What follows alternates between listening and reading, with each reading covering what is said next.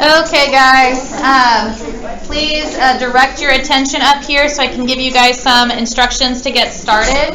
Again, the reason that I need you to register for MyOpenMath, and again, these are the same instructions that are on Schoology, but the reason you need to get this done today is because there are two different things that you need to turn in today or over the weekend. One of them is the Assignment 104, the paper that you've been working on that started with the Jumpies lab that has all those graphs that you've been linearizing. That paper is turned in MyOpenMath. You have to turn in pictures of it and then answer questions about each page. So it's going to take you through it. I showed that to you guys yesterday, but you have to obviously have an account in order to do that. Okay, so please make sure that you have registered. The other thing that needs to be done in MyOpenMath is actually a homework assignment for tonight, and that is 106. It's actually in playlist 2. It is the only assignment that I gave you in the notes folder that's a grade. Okay, it is called definitions tasks, and the reason I want you to have that done, it doesn't necessarily have to be tonight, although that is what I put the due date as because it's a school day, but as long as you have it done by like Monday night, because Monday's a holiday, okay, then you'll have it done before Tuesday. And that's all I really want is that by Tuesday you have looked at all these terms that we're going to be talking about in our notes so that we're not stopping to write down definitions in class. You've already got those definitions. Okay, because that's something you can do on your own, and then we can focus on the more difficult parts of the stuff we have to talk about instead of focusing on, hey, here's the definition of speed. Okay, so copy it down over the weekend and do the definition tasks. It is in MyOpenMath. But it is in the notes folder for playlist 2. So that's the only thing in the notes folder that is a grade. So if you haven't done this yet, it is in the yellow folder in Schoology. You can go ahead and open that up there to open this same instructions. Or, in fact, if you just open up the Assignment 104, this same image is in there to get you registered in MyOpenMath. So today, what we're really focusing on is the Assignment 105 because y'all haven't done it yet, I know, because you would have had to ask me for supplies and nobody has yet. And so we're going to focus on that today. I had you yesterday write out an experimental design on how, and again, you're looking for the relationship between the radius of a wooden rod and the force that it takes to break it. And so this assignment 105 is turned in on Schoology. So let me go ahead and open it up and make sure that everybody knows where to find it. Okay, so in Schoology, inside of the Unit 1 folder, there is a folder for Playlist 1, and inside of that, there is your checkpoint right here, 105, Experimental Interpretation, and this is what you are working on in class today. Using a force sensor, 3 rods of different radii, and a ruler, determine what the relationship is between the maximum force to break a rod and the radius. And then you're turning in a poster, and I know it says poster, but it's not a poster size. It is the size of a sheet of paper, and we talked about this already, but it can be done by hand, and you can obviously then scan it or take a picture and turn it in. Or if you prefer, you can instead make a digital product that you turn in something like Canva or just a slide. I don't care where you choose to make it as long as you meet all of these criteria down here. However, before I go on and look at those, although you are collecting data as a group today, everyone has to turn in their own original work. It's not one poster for the group. Your group will have the same data, but you will have your own work whenever it comes to all of these things. So you need a brief description of your experimental design. That's probably going to be the same for your whole group. Okay, but the rest of this may be laid out differently. It may look different. You may even write this different.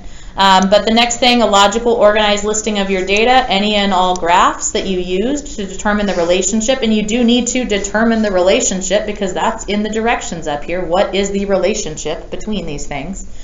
And then your explanation. So all of this needs to fit on your poster, okay? Whether you do it by hand or digitally, that's what goes on it. And you turn it in here. I have one already turned in from last period. Okay, you turn it in here in Schoology. The other thing, if you go into Playlist 1 and you look at Task Option 104, this is also due tonight by 11:59 p.m., it tells you you are turning in pictures of this assignment in MyOpenMath to be graded. And this should be loading the same thing I had on the warm-up, but it hasn't loaded yet. The link to MyOpenMath is down here, or you can just go to myopenmath.com, and this is how you set up an account if you haven't yet. Okay, the other thing that you have for homework, and again, this one is really just have it done before Tuesday. The due date in my open math, I actually set it as Monday night, is in the notes folder, 106, definition tasks. And you're literally just going to follow the directions, but it tells you to go to some links and look up the definitions of these terms. And then it has an assignment in my open math, and it says it's in the notes folder for playlist 2. If I go here and I go into playlist 2, again, this is my open math, AP Physics 1, Unit 1, playlist 2 right here, notes right here, 106, definition task, and I put the due date as Monday. Okay, technically it's due tonight, that's what I'm going to say on the thing, but if you turn it in after tonight, I'm not taking off late points, that's why I set the due date as Monday. Okay, so let's get back to what we need to do, okay, for this. So today, you are going to be working on the 105 experimental, I think it's experimental interpretation is what it's called. It's due in Schoology by 11:59 p.m. tonight. But before I let you loose to do that, I first want to talk about how to use the force sensor. Okay, because you need to be able to figure out how to hook this up. So again, one person in your group needs to follow along with me. At least one person in your group needs to follow along with me. But I need you to go ahead and make your way to the website graphicalanalysis.app. Okay, that's the website. I'm going to refresh mine, but graphicalanalysis.app. And I'm going to leave this because that was last period. And I'm going to open up this website. This is Vernier Graphical Analysis, and this force sensor will communicate with this website through Bluetooth. Okay, so first things first, when you pick up a force sensor, this one's not currently on, and I know that because this light is not blinking. It'll blink every couple seconds if it's on, so to turn it on, you just push the power button. That's the light green button in the middle. Okay, and when I do that, it is now blinking red, and it's blinking red because it's not connected. I don't have a cord to connect it. I'm going to connect it through Bluetooth. So I'm going to select Sensor Data Collection, and then I am going to add a device, and it's a wireless device. And whenever these are all turned on, there might be a bunch of them that your computer recognizes. So you need to double check that you're connecting the correct one. On each of these, there is a barcode toward one of the corners of it. There's a little barcode right here. And above that barcode, there's an ID number. This particular one is 074011C3, which happens to be what this says right here, 074011C3. Make sure you connect the correct one, otherwise you're going to be messing with your neighbor's computer, okay, whenever you do it, which might be funny, but not going to be helpful for gathering your data. Okay, so I'm going to click pair, and once it pairs, this light will start blinking green instead of red, which, there it goes. Okay, this one worked. All right, so right now, whenever I do a collection, if I click collect, it's going to be reading nothing because it's not zeroed. So first things first, before you do anything else, in the bottom corner of my screen, if you see my giant green cursor, it says force, and right now it doesn't say 0, but it should because there's nothing happening to it. So I'm going to click that and I'm going to 0 it. Okay, so before I do anything else, I'm going to 0 that. And then the next thing I'm going to do is down here where it says mode time-based rate 50 samples. I'm going to click that because what I want to change is this end collection. Right now, if I run it, it's only going to read for 5 seconds, and then after that, it's going to stop reading, which could be a problem if you don't get your data done fast enough, because you might pull it and then you might break it after 6 seconds, and now you broke the rod and you don't have any data. So I'm going to encourage you to change this 5 to a 10. Okay, and then the other thing you could change if you want is this rate up here. This is just how many readings it takes per second. It defaults to 50. If you want to make it higher, you can. I'm going to set mine at 500. Don't go higher than that because it'll be really laggy. Then you're going to take your rod and then try this. So can I get somebody to volunteer to come up here and help me with this? Come on up here. Okay, I'm going to ask you to hold the rod. You can stand over here on both ends, and then I'm just going to hang this here for a second. So we're going to click collect, and you can either click the button or you can push the space bar. Okay, and it's going to start reading. All right. It will automatically stop after 10 seconds, but I'm just going to stop it. Okay, does that data look like what I want it to look like, do you think? You'll know. Not really. It's kind of bumpy all over the place. And it won't be perfectly straight, for the record. But because when you're holding it, the person ends up moving a little bit as I'm pulling on it, you end up moving too, it ends up affecting it. So do you think this is going to be a good method for breaking the stick, having somebody hold it? No.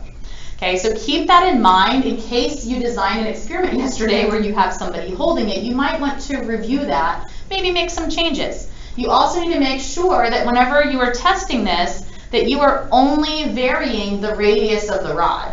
Okay, you need to control for everything else. You can't control for a person's movement, so you need to eliminate that and find a way that you can control for it so that every trial is the same and any differences can only be attributed to the radius. Okay, again, you're looking for that relationship between radius and force. Obviously, you're getting the force from here, the radius. You're going to measure this with a ruler or meter stick.